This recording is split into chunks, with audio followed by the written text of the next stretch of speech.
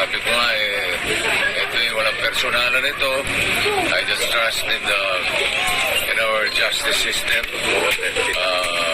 Ako'y laban sa mga irresponsibleng tao, lalo na pagdating sa social media. Bossing, nagulat ka, January 1, New Year, sinira ang pagpasok ng taon mo?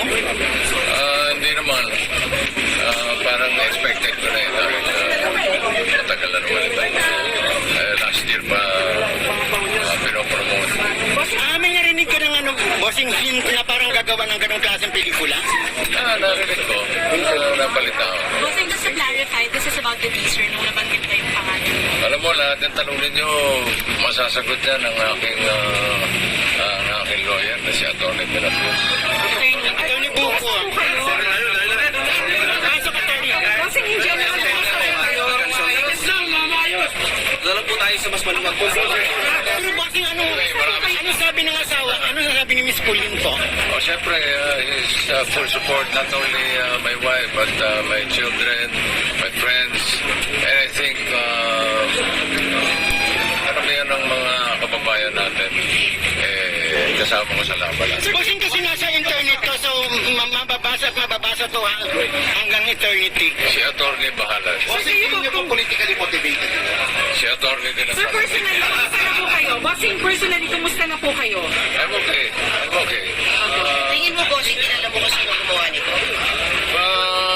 Meron pa may kasi hindi natin napapatunayan. Paninirang puri po ito, bossing. Si Atty. sa Sir, politically driven ito, sa tingin ninyo, may politics involved, politically driven, may grudges, ano po? I don't want to comment on that. This is not political issue for me. Ewan ko para sa ibang tao.